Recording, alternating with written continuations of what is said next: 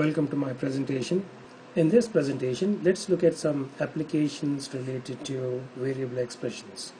In this example, let us say you deposited $5,000 into a saving account in a nearby bank that gives you $1,500 in interest in 6 years' time.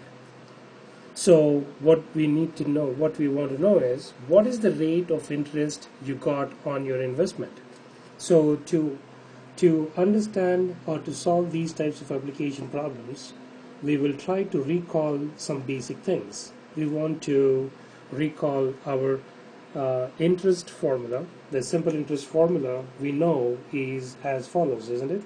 Simple interest I is equal to P times R times T. P times R times T, where I stands for interest, P stands for the principal amount, R stands for the rate of interest, and T stands for the time period. In this problem, what is given to us is as follows. So let me write that here. What is given to us is the principal amount is given to us, which is $5,000.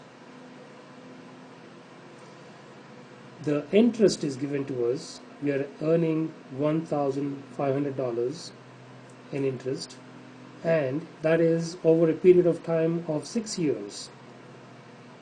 6 years. And what we want to find here is the rate. What is the rate? So if we look at our simple interest formula, this is our simple interest formula. We've seen that. We can rewrite this formula in terms of R. R is equal to I divided by PT. We can rewrite this given formula like this, because I we know the value of I, we know the value of P, we know the value of T, therefore we can find the value of R, which is the rate. So we'll do that in step number 2. In step number 2, let's write the formula down. R, the rate, is equal to the interest I divided by the principal amount times the time.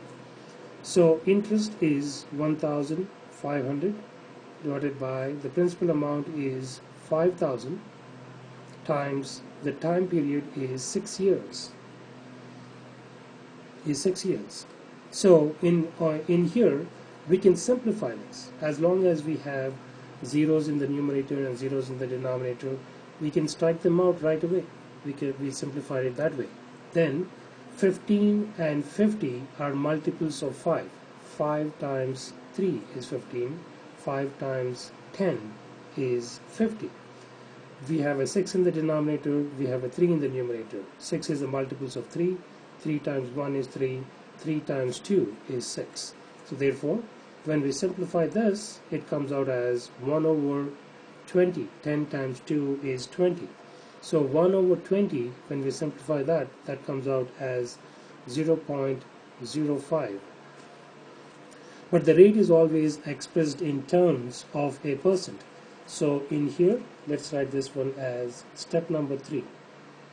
We found the value of R as equal to 0.05, but the rate is always expressed as a percentage. So therefore, we take this and multiply this by 100%. When we multiply 0.05 with 100, that value is going to be equal to 5.0%. So what is this problem telling us? If we deposited an amount of $5,000 and we were able to get an interest of $1,500 over a period of 6 years' time, the rate of interest we've obtained for this type of a transaction is 5%. So that's the way we want to be able to apply these variable expression problems in this type of real world application scenarios. Thank you for being with me for these presentations. We will have some more interesting problem solving techniques shown in my next presentation.